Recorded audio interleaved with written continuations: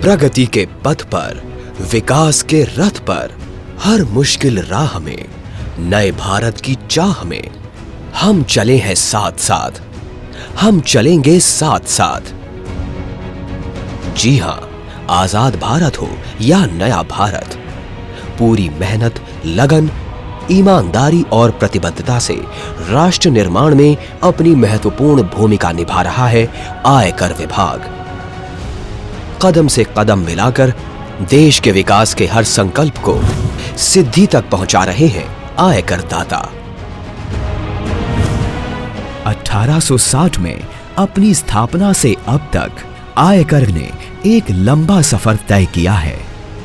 15 अगस्त 1947 को देश आजाद हुआ। नई चुनौतियां, नई जिम्मेदारियों के साथ भारतवासियों के सपनों को पूरा करने और राष्ट्र निर्माण में आयकर विभाग का योगदान अतुलनीय रहा है। अस्पताल, सड़कें, पुल, कॉलेज, स्कूल, बिजली, रेल ने भारत के विकास को नई गति दी है। आयकर दाता अगर भारत की जीवन रेखा है, तो आयकर विभाग राष्ट्र की रीढ़ की हड्डी है, जो हमें विश्वास दिलाता है कि हम हमेशा आपके साथ हैं।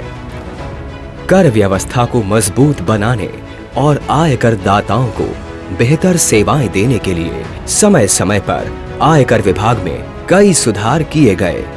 1945 में आयकर अधिकारी क्लास 1 सेवा के प्रथम बैच की भर्ती हुई, जिसे बाद में भारतीय राजस्व सेवा के नाम से जाना गया।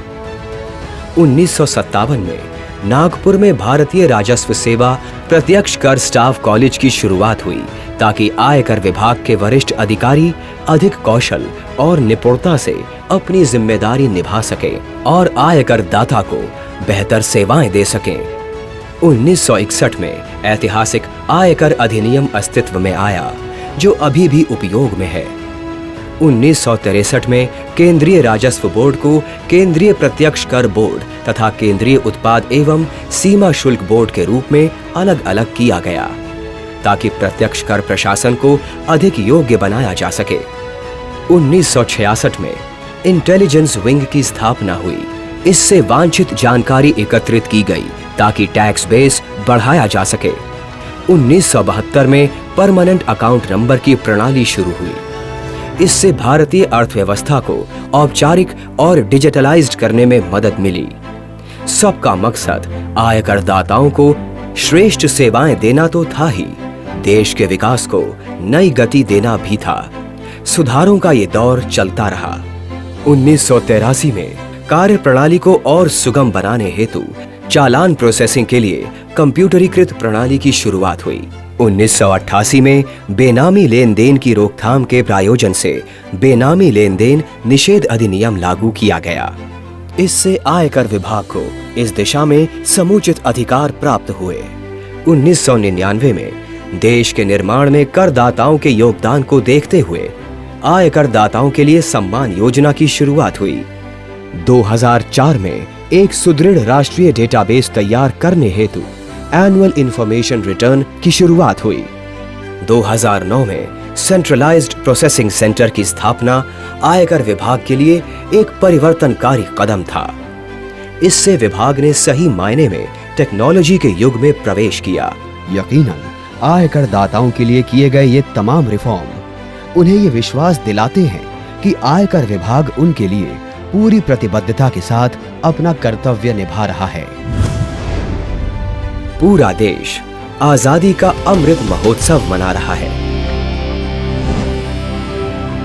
जन जन तक अपनी सेवाएं पहुंचाने के लिए 18 क्षेत्रों में खुले आयकर के सैकड़ों कार्यालय, जहां देश की अर्थव्यवस्था को मजबूत बना रहे हैं, वही भारत के विकास के प्रतीक भी हैं।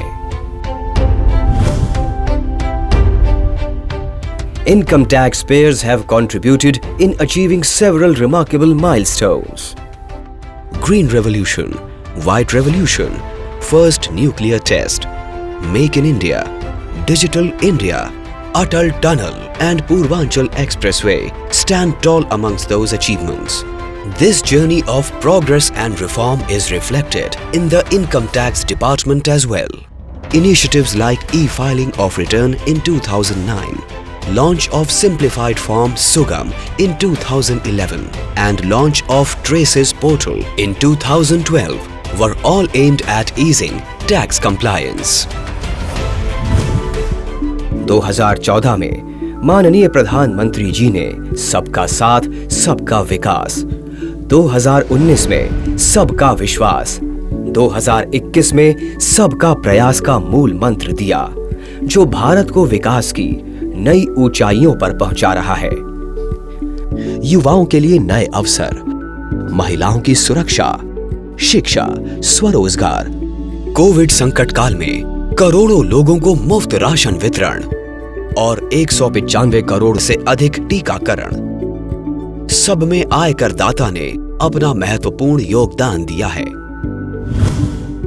Inspired by the call of Honorable Prime Minister to work towards minimum government, maximum governance, several reforms were implemented during this period in the Income Tax Department. Faster and simplified e-filing, Aadhaar PAN linking, e-payment, e-verification, annual information statement, instant PAN, faceless assessment and faceless appeal schemes are some of the steps taken towards creating an effective, efficient and taxpayer-friendly administration. In financial year 2021-22, the country saw direct tax collection of rupees 14.09 lakh crores, which is the highest figure of direct tax collections in independent India. The taxpayers of this country, in partnership with the Income Tax Department, made this achievement possible. आजादी के अमृत महोत्सव पर और देश के अमृत काल में आयकर विभाग अपना दायित्व निभा रहा है, नए भारत की पहचान बन रहा है और नए भारत के निर्माण में महत्वपूर्ण योगदान दे रहा है। Income Tax Department salutes the taxpayers of India for their contribution towards nation building.